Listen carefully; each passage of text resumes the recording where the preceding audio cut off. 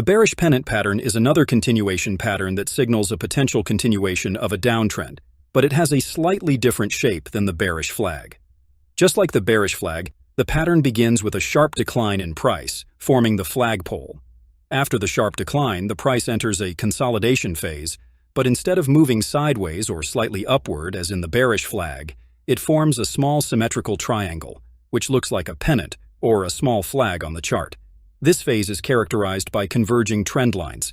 The breakout happens when the price moves below the lower boundary of the pennant.